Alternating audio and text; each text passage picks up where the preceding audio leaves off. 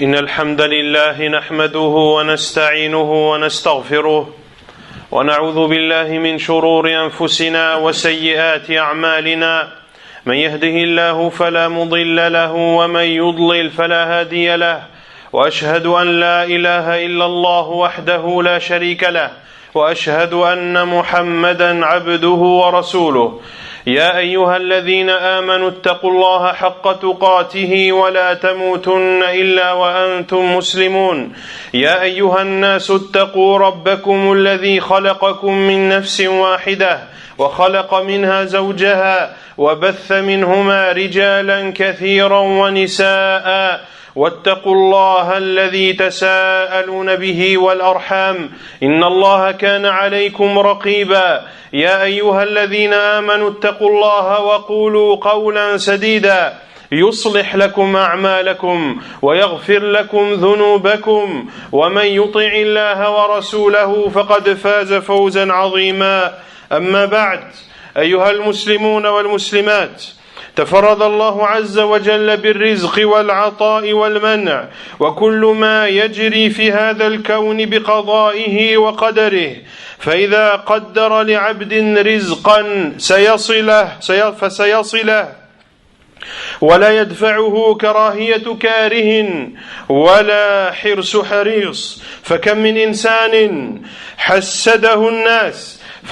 إنسان حسده الناس وحاولوا منع رزق الله عنه فلم يستطيعوا إلى ذلك سبيلا قال عليه الصلاة والسلام في الحديث الصحيح الذي رواه الإمام الترمذي في سننه أن النبي عليه الصلاة والسلام قال واعلم أن الأمة لو اجتمعوا على أن ينفعوك بشيء لم ينفعوك إلا بشيء قد كتبه الله لك ولو اجتمعوا على أن يضروك بشيء لم يضروك إلا بشيء قد كتبه الله عليك فمن تحقق ذلك لم يحمد الناس على رزق الله ولم يذم الخلق على ما لم يؤته الله بل يفوض أمره إلى الله ويعتمد عليه في أمر دينه ودنياه فكل شيء أيها المسلمون والمسلمات بقضاء الله وقدره قال تعالى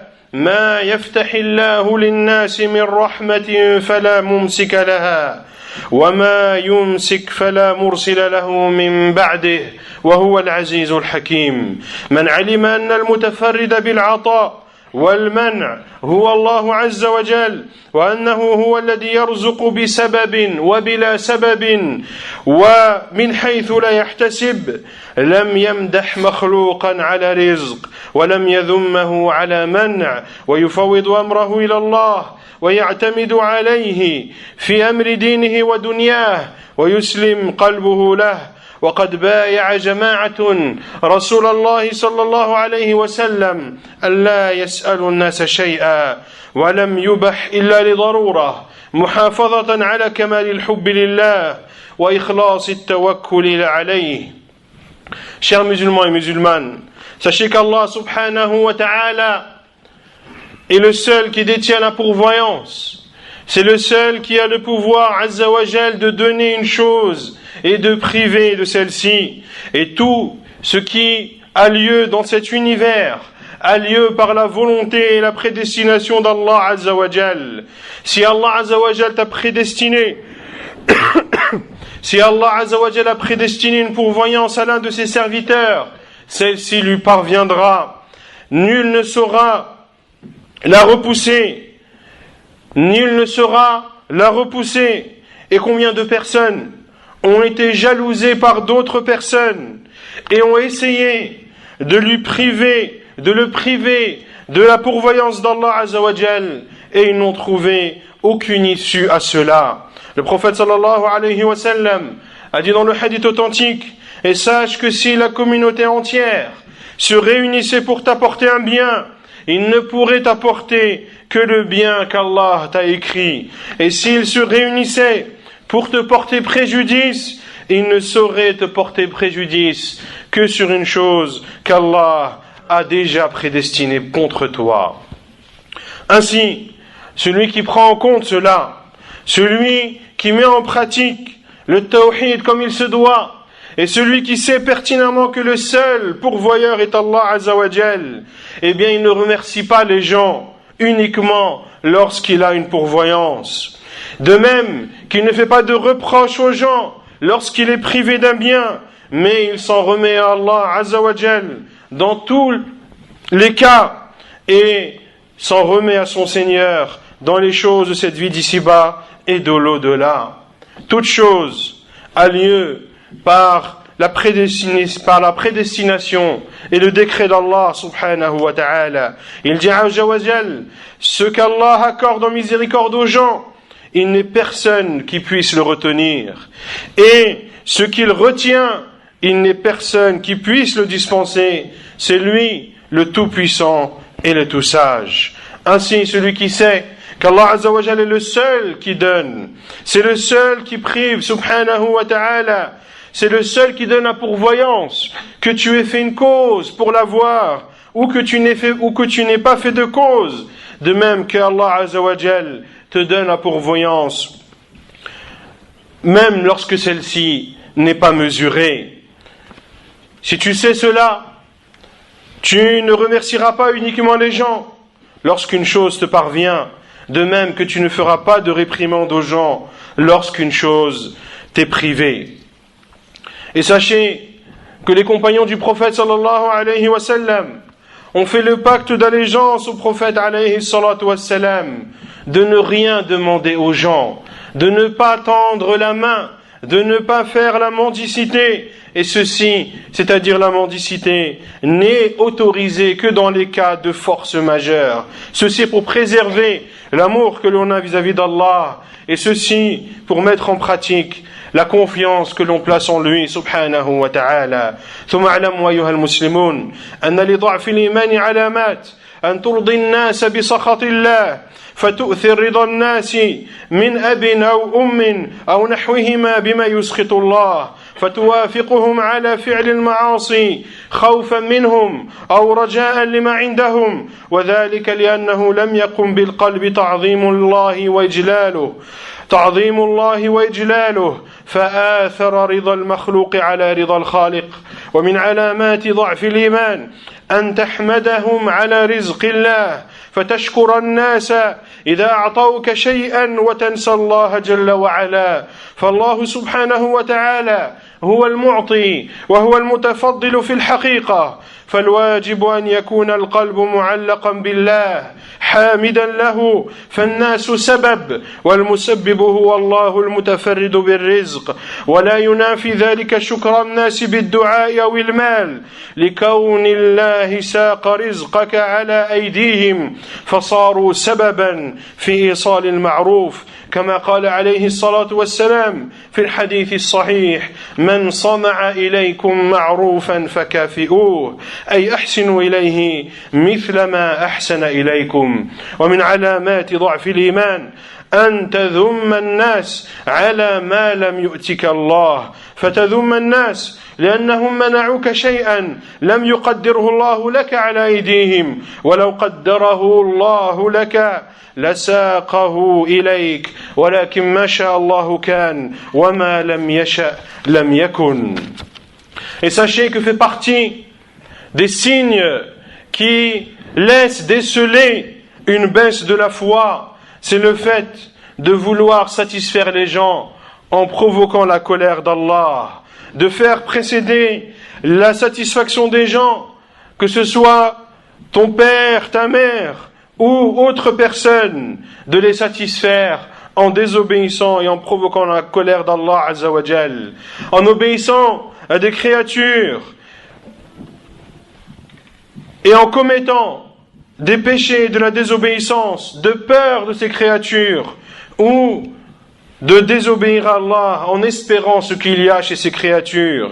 Et ceci ne peut émaner que de celui qui dans le cœur, cela ne peut émaner que de celui dont le cœur n'est pas plein de l'immensification d'Allah Azza wa Jal et de sa crainte. Il a alors fait précéder la satisfaction des créatures devant la satisfaction du Créateur. Fait partie également des signes qui laissent présager une baisse de la foi, le fait de remercier les gens uniquement lorsque il te donne une chose, de remercier les gens uniquement et d'oublier Allah subhanahu wa ta'ala, qui est celui qui donne, qui est celui qui réellement t'a accordé cette chose. Il est donc obligatoire pour chaque musulman et musulmane que le cœur soit attaché à Allah, que tu sois reconnaissant envers ton Seigneur subhanahu wa ta'ala, car les gens ne sont qu'une cause. Celui qui provoque cette cause, c'est Allah subhanahu wa ta'ala.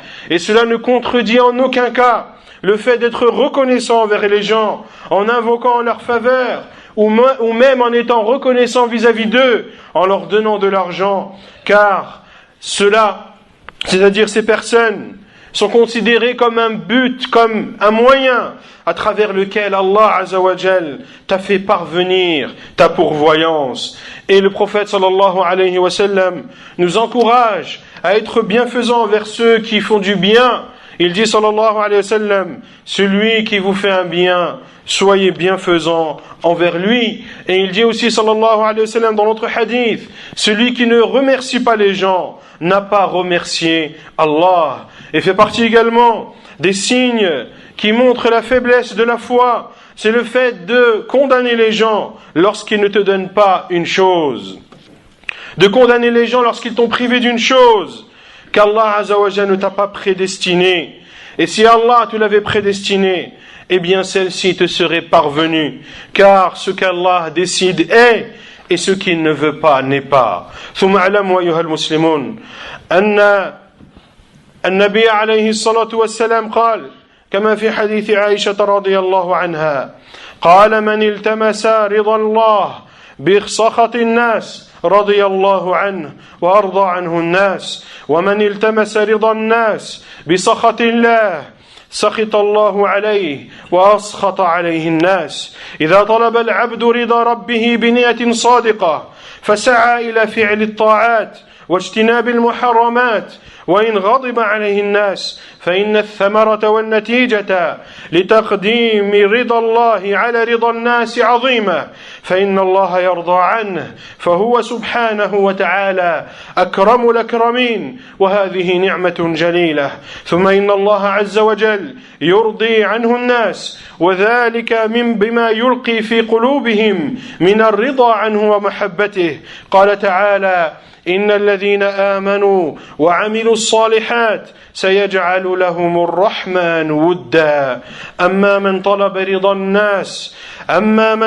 رضا الناس بسخط الله فوافقهم على ترك الطاعات وفعل المحرمات فإن الله يعاقبه بأمرين. أما الأمر الأول أن الله عز وجل يسخط عليه في الدنيا والآخرة وذلك هو الخسران المبين. أما الأمر الثاني أن الله عز وجل يسخط عليه الناس وذلك بذمهم وأذيتهم له. فيجب على المسلم أن يعلم أن العاقبة الحميدة في الدنيا والآخرة لمن طلب رضا الخالق وحده سبحانه وإن أسخط المخلوقين والعاقبة السيئة في الدنيا والآخرة لمن طلب رضا المخلوقين بسخط الخالق سبحانه وتعالى. فعلى المسلم السعي فيما يرضي الله عز وجل سواء سخط المخلوق أم رضي. Selon Aïcha radiyallahu anha, elle rapporte que le prophète sallallahu alayhi wa sallam a dit: celui qui recherche l'agrément d'Allah par le courroux des gens, Allah sera satisfait de lui et fera en sorte que les gens également soient satisfaits de lui. Et celui qui recherche la satisfaction des gens à travers la colère d'Allah Azza wa Jal, Allah sera courroucé sur lui et il fera en sorte que les gens soient courroucés contre lui. Ainsi, lorsque le serviteur demande la satisfaction d'Allah Azza wa Jal avec une intention sincère et accomplit les obligations et délaisse les interdits, même si les gens sont énervés et sont mécontents de lui, eh bien le fruit de cela, le fruit d'avoir fait précéder la satisfaction d'Allah devant la satisfaction des gens est un fruit immense. Quel est ce fruit? Il l'acquiert et Allah Azza wa Jal lui donne sa satisfaction. Allah Azza wa Jal qui est le plus généreux des généreux, et ceci est un immense bienfait. Puis Allah Azza wa Jal fera en sorte que les gens qui au début étaient courroucés contre lui, eh bien seront finalement satisfaits de lui. Car Allah Azza wa Jal fera en sorte que l'amour de cette personne pénètre les cœurs de ceux qui auparavant le détestaient. Comme l'a dit Allah Azza wa Jal dans Sourate Maryam, le verset 96. Ceux qui ont cru et qui font de bonnes œuvres, le tout miséricordieux leur accordera son amour.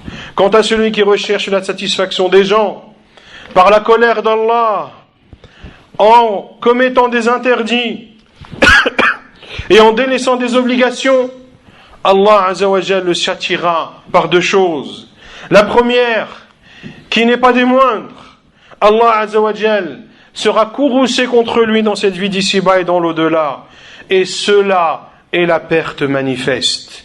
Quant à la deuxième chose, à travers laquelle Allah Azza wa Jal le punira, il fera en sorte que les gens soient courroucés contre lui, et que les gens les détestent. Ceux qui auparavant l'aimaient, parce qu'il a désobéi à Allah Azza wa Jal, Allah Azza wa Jal fera en sorte que ces mêmes personnes le détestent par la suite.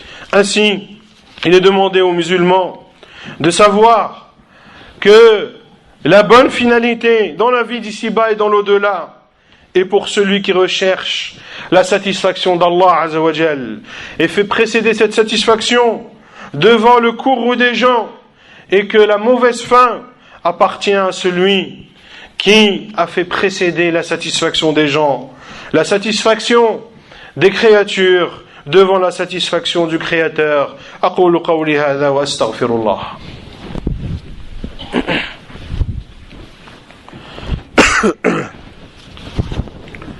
الحمد لله رب العالمين والصلاة والسلام على أشرف الأنبياء وإمام المرسلين نبينا محمد وعلى آله وصحبه أجمعين.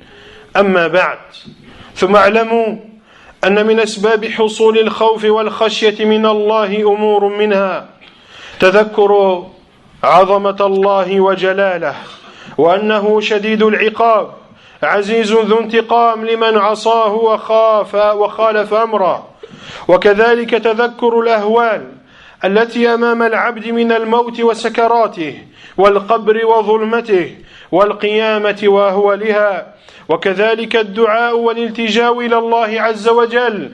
وقد كان من دعاء النبي صلى الله عليه وسلم: اللهم اقسم لنا من خشيتك ما تحول به بيننا وبين معاصيك، فإن القلب إذا امتلأ بالخوف والمهابة والإجلال لله عز وجل أحجمت الأعضاء عن ارتكاب المعاصي.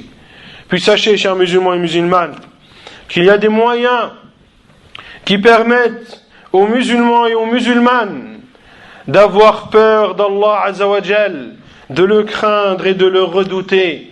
Le premier de ces moyens est bien sûr le fait de méditer et de se rappeler l'immensité d'Allah subhanahu wa ta'ala, qu'Allah Azza wa Jal est plus grand que toute chose, que Allah Azza wa Jal est plus grand que cette terre, que cet univers, est plus grand que ce système solaire.